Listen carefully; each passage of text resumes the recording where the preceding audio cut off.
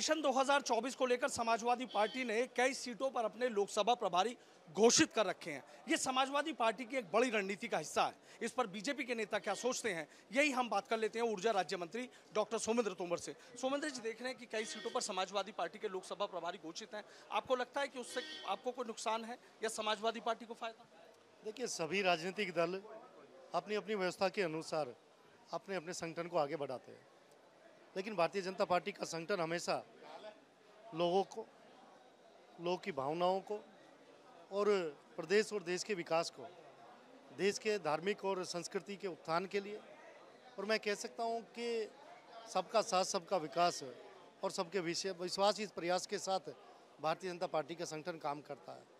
देखिए, मुझे लगता है ये व्यवस्था है उन लोगों ने जो अपने प्रभारी घोषित किए हैं, लेकिन भारतीय जनता पार्टी पर इस पर कोई प्रभाव नहीं पड़ेगा। जिस तरीके से पश्चिम उत्तर प्रदेश की बात है, हरेंद्र मलिक है, उनको मुजफ्फरनगर से कर रखा है।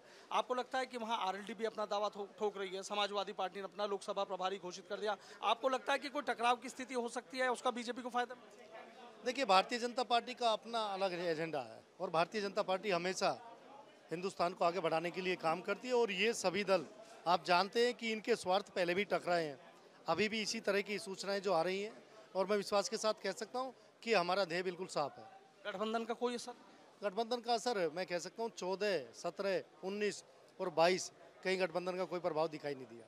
बहुत शुक्रिया। तो देखिए, ऊर्जा राज्य मंत्री डॉक्टर सोमेंद्र तोमर है, सीधा कह रहे हैं कि इनके हित हमेशा गठबंधन में आपस में टकराते रहे हैं और इस बार भी ऐसा होगा। गठबंधन पहले भी हुआ था, उसका कोई फर्क नजर नहीं आया। लोकसभा चुनाव जीतने के लिए समाजवादी पार्टी कोई कोर कसर बाकी नहीं छोड़ना चाहती, और इसको लेकर जिस तरीके से अपने लोकसभा प्रभारी घोषित किए हैं, उस पर बीजेपी के नेता क्या सोचते हैं, यही हम बात कर लेते हैं सांसद राजेंद्र अग्रवाल जी से। सांसद जी, जो लोकसभा प्रभारी घोषित कर रखे हैं, आपको लग रहा है इससे कोई असर पड़ेगा?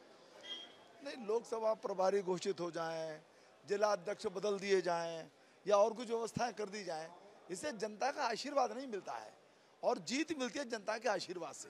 जनता का आशीर्वाद तब मिलता है जब आप जनता की सेवा करते हैं। आपको मौके मिले, सबसे ज़्यादा मौके समाजवादी पार्टी को भी मिले, पर आपने उन मौक़ों को भ्रष्टाचार करने में, वोट बैंक की राजनीति करने में, इसमें गंवा दिया आपने जनता से जुड़ने की कोशिश ही नहीं की, और ये जो कोशिशें हैं ये उनकी सफल नहीं होंगी। और इसीलिए निरंतर आप भी देखो, उन्होंने गठबंधन भी कभी कांग्रेस से करते हैं, कभी बहनजी से करते हैं, कभी कहीं और कोशिश करते हैं, परंतु उनकी विश्वसनीयता शून्य होने के कारण से उनको सफलता नहीं मिल रही है। तो इन चीज़ों से भी कोई चुनाव पर फर्क नहीं पड़ता है, और जो रिजेक्शन समाजवादी पार्टी के प्रति पूरे प्रदेश के अंदर है, वो उनको एक बार फिर मिलने वाला है। सांसद जी, जिस तरीके से पश्चिम उत्तर प्रदेश की बात करें तो मुजफ्फरनगर सियासत के रूप से एक अहम जिला है। वहाँ समाजवादी पार्टी ने हरेंद्र मलिक को रखा। राष्ट्रीय लोकदल का अपना दावा कि राष्ट्रीय लोकदल वहाँ पर जयंत चौधरी किसी और को चुनाव लड़ाना चाहते, चूंकि चौधरी अजीत सिंह वहाँ से चुनाव हार गए थे। आपको लग रहा है कि उस सीट पर तकरार और रार हो सकती है? देखिए, वोट बैंक की राजनीति को बहुतांश में, मैं एकदम से नहीं कहूँगा कि पूरी तरह से खत्म हो गई, भी और उसमें गुंजाइश है खत्म करने के लिए, परंतु बहुतांश में समाप्त हो चुकी है। सबका साथ सबका विकास का मंत्र लेकर के माननीय प्रधानमंत्री जी चलते हैं, माननीय मुख्यमंत्री जी चलते हैं, भारतीय जनता पार्टी चलती है। उसका परिणाम ये है कि कोई किसी नेता की जेब में वोट नहीं है। कोई ये समझे कि मैं किसी वर्ग से मैं आता हूँ तो सारे में वोट दिलवा दूंगा, ऐसा नहीं है। आज भारतीय जनता पार्टी को प्रत्येक वर्ग का वोट मिलता है, प्रचुर मात्रा में वोट मिलता है, और हम अपने काम के दम पर, अपने नेतृत्व के मार्गदर्शन में, कार्यकर्ताओं के आधार पर चुनाव लड़ते हैं। तो मुजफ्फरनगर हो चाहे मेरठ हो, अब वो नए नए समीकरण बना रहे हैं। उन्होंने एक वो पेड़ा बनाया है, क्या बनाया है मुझे ध्यान नहीं आ रहा ठीक से, यानी उसको जातीय समीकरण उसके अंदर भी, भाई उसमें पिछड़े हों, उसके अंदर दलित हों, उसमें जो है कुछ अल्पसंख्यक हों। तो ये इन चीज़ों से कुछ होता आता नहीं है ये, क्योंकि वोट बैंक की राजनीति को वास्तव में माननीय मोदी जी ने ध्वस्त कर दिया है, और सभी लोग सबका साथ सबका विकास के अंतर्गत माननीय प्रधानमंत्री जी के, माननीय योगी जी के और भाजपा के साथ है। लेकिन चर्चा तो ये चल रही है कि मुजफ्फरनगर पर गठबंधन में रार हो सकती है। आपको लग रहा है कि चुनाव में अलग हो सकती है? तो सिद्धांत ही नहीं है। जब गठबंधन का कुछ सिद्धांत ही नहीं है, केवल पदलिप्सा है, मोदी जी का विरोध है, तो जनता सब समझती है। जनता काहे को उनको वोट देगी, अपना काहे को वोट खराब करेगी? उनको पता है कि बेस्ट प्रधानमंत्री हमारे पास है, उनको पता है बेस्ट मुख्यमंत्री हमारे पास है, तो फिर बाकी के जो विकल्प हैं उनकी तरफ जनता क्यों ध्यान देगी? बहुत बहुत शुक्रिया। तो देखिए, सांसद राजेंद्र अग्रवाल हैं, सीधा कहना है कि कोई फर्क इससे नहीं पड़ेगा। जनता का आशीर्वाद जिसे मिलता है, सरकार उसकी बनती है, और जनता का आशीर्वाद फिलहाल बीजेपी के साथ है। लोकसभा चुनाव को लेकर हर पार्टी की अपनी अलग तैयारी है। किसी के मुद्दे अलग हैं, किसी के दावे अलग हैं।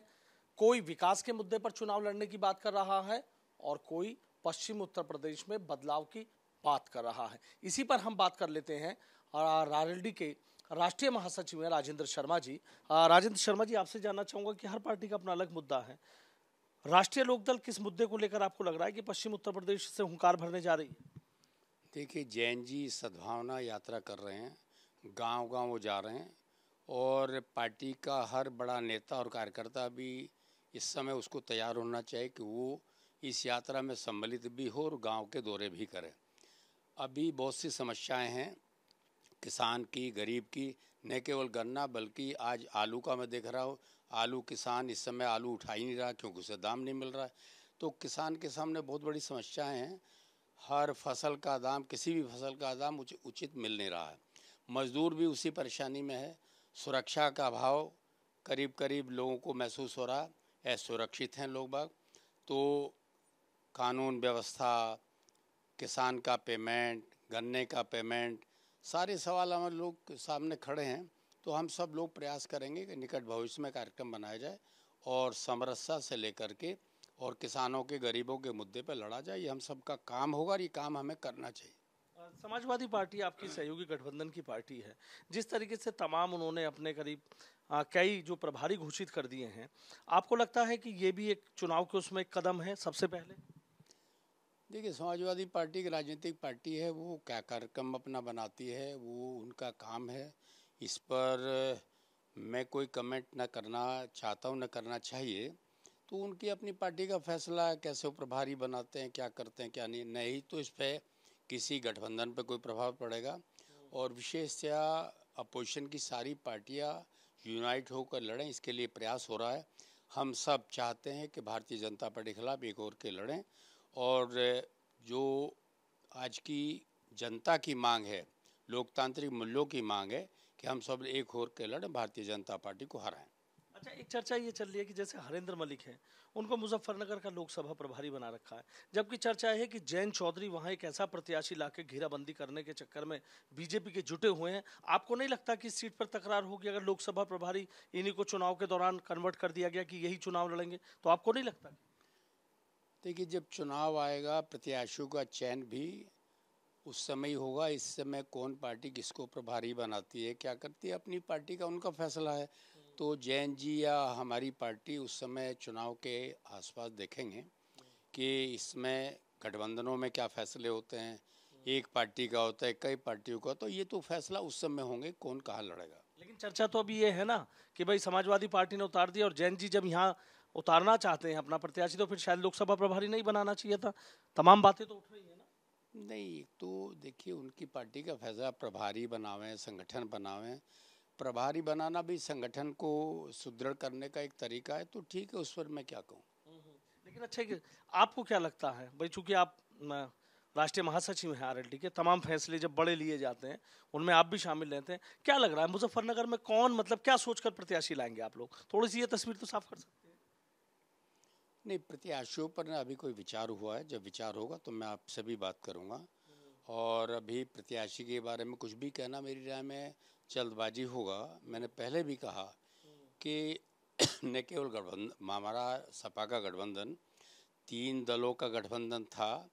आगे क्या होगा क्या नहीं होगा 23 के बाद लोग सोचेंगे, बताएंगे। और चुनाव का जहाँ तक ताल्लुक है, अभी चुनाव में साल भर है, ये सब बात करना है वेरी अर्ली।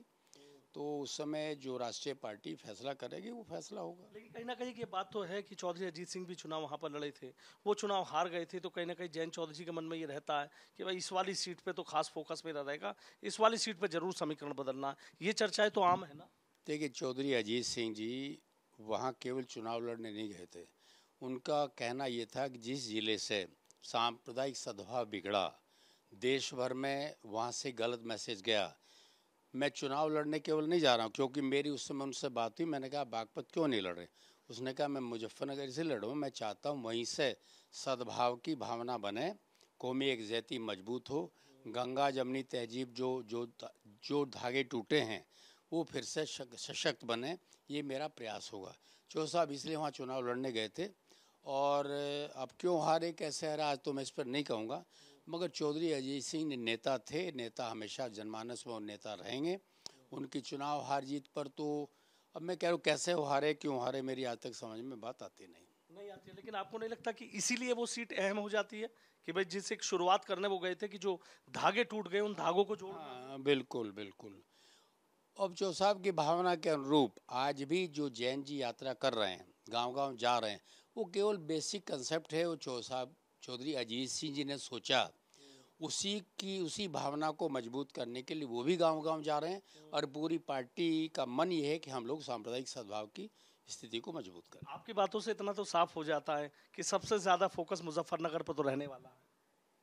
चौधरी साहब का सपना जुड़ा हुआ है। नहीं, चौ साहब का सपना जुड़ा है, आप भी मानते हैं कि कौमी एकजहती की भावना का सपना भी जुड़ा हुआ है और हम किसी कीमत भी इस भावना को कमजोर नहीं होने देंगे।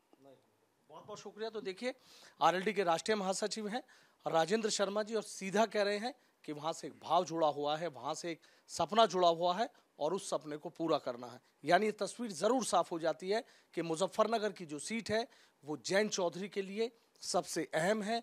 पूरा फोकस जैन चौधरी का वहां पर है और ऐसे में जिस तरीके से समाजवादी पार्टी ने अपने प्रत्याशी वहां हरिंदर मलिक को बनाया है, कहीं ना कहीं इस पर तकरार भी हो सकती है। हालांकि तस्वीर पूरी तरीके से तब साफ होगी कि जब गठबंधन में सीटों का बंटवारा होगा। पश्चिम उत्तर प्रदेश की सियासत में मुजफ्फरनगर जिला सबसे अहम माना जाता है। समाजवादी पार्टी ने लोकसभा चुनाव को ध्यान में रखते हुए हरिंदर मलिक को वहां से लोकसभा प्रभारी बना दिया है। इसको लेकर पश्चिम उत्तर प्रदेश में सियासी बाजार गर्म हो गया है। सियासी तापमान भी बढ़ा हुआ है कि समाजवादी पार्टी और आरएलडी में गठबंधन है, फिर आखिर यहां समाजवादी पार्टी लोकसभा प्रभारी घोषित करके संदेश क्या देना चाह रही है। इसी पर हम बात कर लेते हैं समाजवादी पार्टी के वरिष्ठ नेता और पूर्व मंत्री चौधरी राजपाल सिंह जी से। राजपाल जी, क्या संदेश आपने देने का काम किया है कि लोकसभा प्रभारी हरिंदर मलिक घोषित कर दिया आपने? देखिए, समाजवादी पार्टी पूरी 80 की 80 सीटों पर मजबूताई से तैयारी कर रही है और वहाँ कौन प्रत्याशी रहेगा ये समाजवादी पार्टी के राष्ट्रीय अध्यक्ष और राष्ट्रीय लोकदल के राष्ट्रीय अध्यक्ष जी तय करेंगे कि कौन रहेगा। अभी समाजवादी पार्टी अपनी हर सीट पर तैयारी कर रही है जी। तो जिस तरीके से कहा जा रहा है गठबंधन तो है, लेकिन ये भी तो चर्चा रहती है कि जो लोकसभा प्रभारी होते हैं फिर वही ज्यादातर जो है लोकसभा के प्रत्याशी भी घोषित कर दिए जाते हैं। तो क्या इशारा हरिंदर मलिक की तरफ है? अब ये तो दोनों राष्ट्रीय अध्यक्ष जी को तय करना है। मुजफ्फरनगर सीट बहुत महत्वपूर्ण सीट है, वहाँ से केंद्रीय मंत्री हैं और वहाँ बीजेपी वहाँ से अभियान चलाती है। वहाँ बीजेपी ने एक कॉमनल वार भी चलाया है। इन सारी चीज़ों को देखते हुए जो भी प्रत्याशी होगा वो मजबूत होगा और दोनों गठबंधन का प्रत्याशी होगा। इसलिए दोनों अध्यक्ष हमारे समाजवादी पार्टी के भी और राष्ट्रीय लोकदल में बैठ के इस बात को तय करेंगे। कोई आपस में वो नहीं है, एक ही गठबंधन का प्रत्याशी भारतीय जनता पार्टी के सामने लड़ेगा। अच्छा, अगर आपकी बात की जाए तो किस हिसाब से आप अपना दावा मजबूत मानते हैं कि मुजफ्फरनगर इस लिहाज से अहम है इसलिए समाजवादी पार्टी को ये सीट मिलनी चाहिए? देखिए, समाजवादी पार्टी का दावा तो इसलिए मजबूत है कि उस लोकसभा में मुजफ्फरनगर में 4 विधानसभा आती हैं, उसमें 2 विधानसभा लोकदल जीते हुए है, 2 विधानसभा समाजवादी पार्टी जीते हुए है। उसमें जो लोकदल जीते हैं उसमें एक हमारा प्रत्याशी है, हमारा है और वो लोकदल के चिन्ह पर लड़ा था, इसलिए 3 हमारे हो गए। अब ये तो छोटी बातें हैं लेकिन फिर भी हमारा जनाधार वहाँ काफ़ी है और लोकदल भी अच्छी पोजीशन में है। इसलिए दोनों अगर मिलकर तय कर लेंगे दोनों राष्ट्रीय अध्यक्ष तो 100% भारतीय जनता पार्टी के प्रत्याशी को हरा देंगे। बीजेपी को आप हराने की बात कर रहे हैं, लेकिन आपको नहीं लगता कि मुजफ्फरनगर सबसे अहम सीट है और इसको लेकर समाजवादी पार्टी और आरएलडी में तकरार हो सकती है जिस तरीके से निकाय चुनाव में रही थी? दावा दोनों का मजबूत है क्योंकि वहां से चौधरी अजीत सिंह चुनाव हारे थे। अब जैन चौधरी का पूरा फोकस इस पे है कि उस हारी हुई सीट का एक तरीके से उन्हें यहाँ ये करके दिखाना है जो चौधरी अजीत सिंह ने सोचा था कि सबको एक करेंगे, गरीब किसान मजदूर की बात होगी, तो उस नारे को साकार करने का सपना तो जैन चौधरी का भी है ना। देखिए सनुज जी, निकाय चुनाव छोटा चुनाव था, उसमें हर कार्यकर्ता लड़ना चाहता है, उसमें कहीं कहीं समझौता हुआ, कहीं कहीं मिलकर लड़े। उसका लोकसभा से नहीं है, नहीं उसकी तुलना कर सकते। लेकिन ये महत्वपूर्ण सीट है, इस पर मैं नहीं समझता कि दोनों राष्ट्रीय अध्यक्ष बैठ के इस तरह का कोई तनाव पैदा हो जिसका मैसेज पूरे देश में जाए, ऐसा कुछ नहीं होने वाला है। अभी प्रभारी घोषित किए हैं, इसके बाद जब गठबंधन की बैठक होगी, आपस में बातचीत होगी तो भारतीय जनता पार्टी के खिलाफ एक ही प्रत्याशी गठबंधन का उतरेगा। लेकिन बीजेपी के लोग तो कह रहे हैं कि जयंत का दावा मजबूत है। अखिलेश ने वहां पर हरिंदर मलिक को उतार के सीधा चैलेंज कर दिया है कि यहाँ तो मेरा दावा मजबूत है। बीजेपी तो चाहती है फूट डालो राज करो। बीजेपी तो कहेगी कि लोकदल को उधर लोकदल कहेगी, समाजवादी को कहेगी। बीजेपी ने तो झगड़ा कराया ही था। बीजेपी तो चाहती है कि आपस में मतभेद हो तो उसका फायदा हो, लेकिन पश्चिमी उत्तर प्रदेश में वो अब के होने वाला नहीं है। पश्चिमी उत्तर प्रदेश में अब के गठबंधन की यहाँ से जीत होगी बड़ी भारी तादाद में। हर सीट पर गठबंधन का प्रत्याशी जीत कर जाएगा, यही मैं कहना चाहता हूँ। बहुत बहुत शुक्रिया। तो देखिए, समाजवादी पार्टी के वरिष्ठ नेता हैं और पूर्व दर्जा प्राप्त मंत्री हैं चौधरी हमपाल सिंह, और उनका सीधा ये कहना है कि कहीं किसी तरह की कोई दिक्कत नहीं है। दोनों नेता बैठकर ये फैसला लेंगे। लेकिन हाँ, इनकी बातों से इतना ज़रूर नज़र आ रहा है कि मुजफ्फरनगर की जो सीट है वो बेहद अहम है और समाजवादी पार्टी चाहती है कि वहाँ पर उसका प्रत्याशी चुनाव लड़े। वीडियो जर्नलिस्ट राजेश शर्मा के साथ सनुज शर्मा, एबीपी गंगा, मेरठ।